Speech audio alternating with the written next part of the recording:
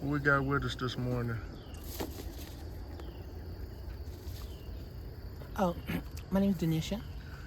Can you tell us a bit about yourself, Mr. Nisha? Yes, I'm 49 years old, born and raised in East St. Louis. Grew up in a family where the mother and father was present, but a lot of abuse. Um, but I had a good life. Brothers and sisters? Yeah, I was second of five. Um, what schools did you go to growing up? I went to Harding Elementary and Clark Junior High. For high school, I went to the Illinois Math and Science Academy. How was that going to that Math and Science Academy? That was for smart kids, wasn't it? Yes, actually, it was a culture shock and a blow to my ego, because in school district 189, I was I was the number one student in the whole district when I graduated the ninth grade. Um, but I didn't realize until I went to the Illinois Math and Science Academy, excuse me, that the curriculum in school district 189 wasn't as advanced as in more affluent communities. So number one in East St. Louis was like number 88 in Illinois.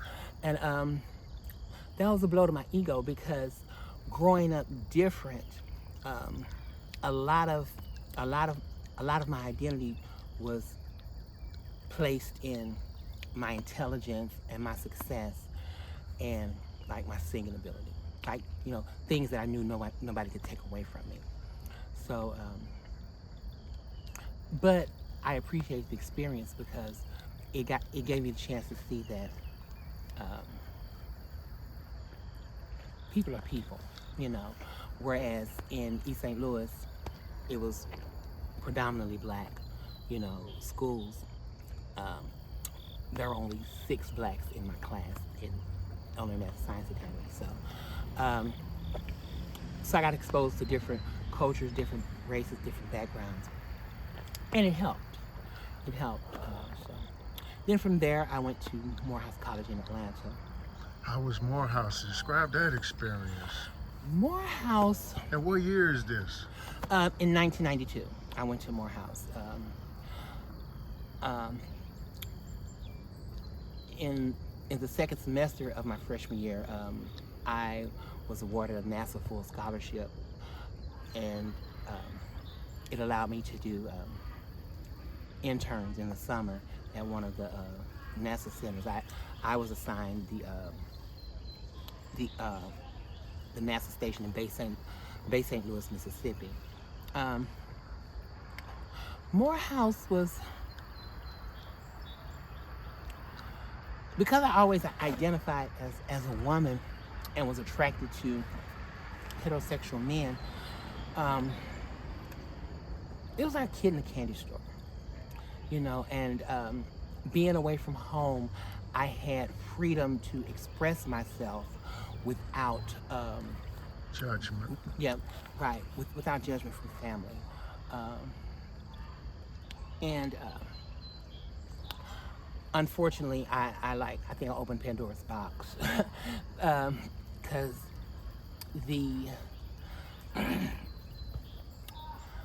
I started experimenting with presenting myself as a woman in public while I was in my junior year, and the response I got was so overwhelming that it's like I lost all interest in school.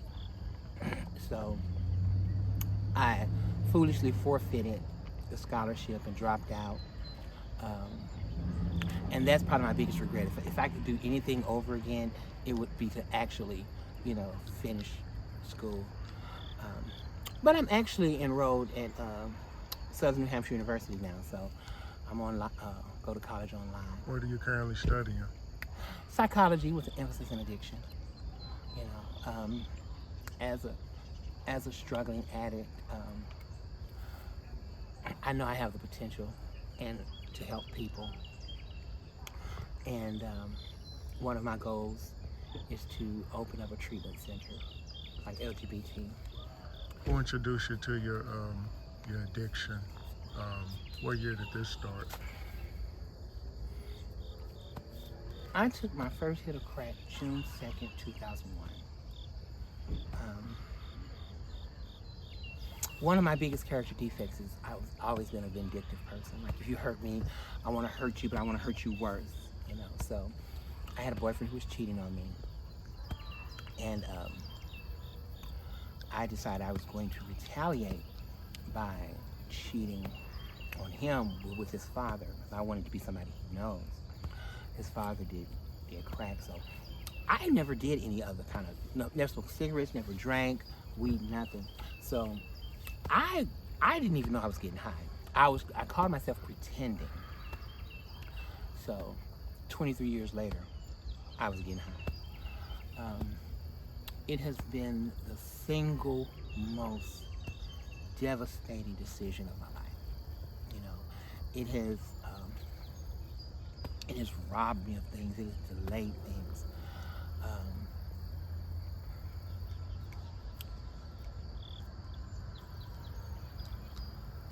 I've given my dreams, my joy, my success, my talent, my potential. I've given it all to addiction.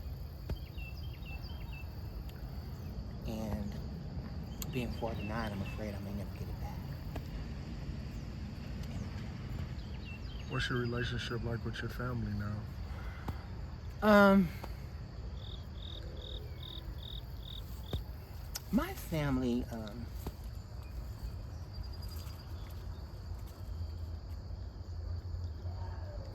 fractured. They love me from a distance, you know. And I understand it and I accept it, you know, because one thing I know is loving an addict is hard. And I can't fault them for wanting to protect themselves, you know. Especially, you know, so many stints in treatment and in and out of jail and, you know, getting clean and then relapsing.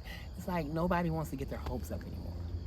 So I've kind of gotten to the point where it's my personal journey, you know. I don't make promises and make all those pageant speeches anymore about what I'm doing. My thing is my family, they know my pedigree. They know what I'm capable of. I don't have to say anything. My life will show what I'm doing, you know, so. What kind of advice could you give to someone in similar shoes, such as yourself, who's struggling with their identity and they kind of want to... Well, I'm not struggling with my identity. Oh, but for someone who Yes, is. like what kind of advice could you give them to make that transition, you know, a little bit, you know, more feasible for them? Because, you know, a lot of people may be struggling and they, by sense of rejection, they don't want to come out as who they truly feel they are. So they try to appease people who wouldn't accept them if they came out or whatever. It's like, what kind of advice could you give them I guess in that situation? the advice I would give is when it comes to identity and alternative identities, someone's gonna be unhappy. It might as well not be you. Because what you will find is trying to be someone else for your family, for your friends, for society, it's gonna make you unhappy. And it's gonna make them unhappy. Because people can sense when you're not authentic.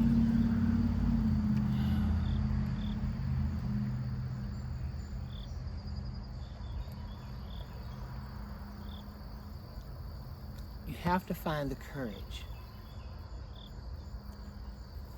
to live your truth. You have to be willing to lose everything to live your truth.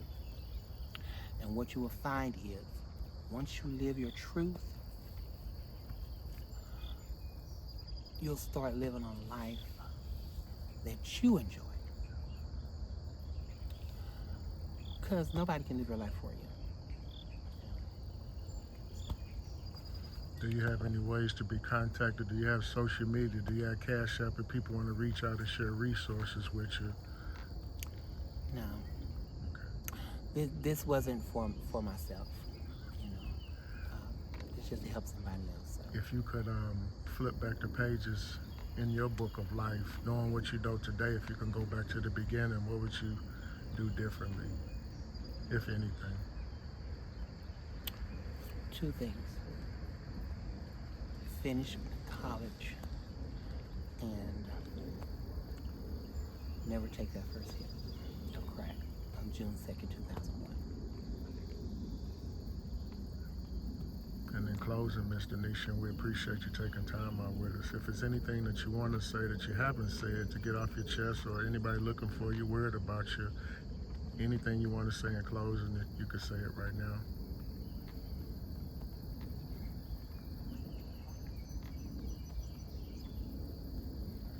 I've had some good days. I've had some hills to climb. I've had some weary days and sleepless nights. But when I look around and think things over, all my good days outweigh my bad days. So I won't complain. We thank you, Ms. Donisha. Thank you.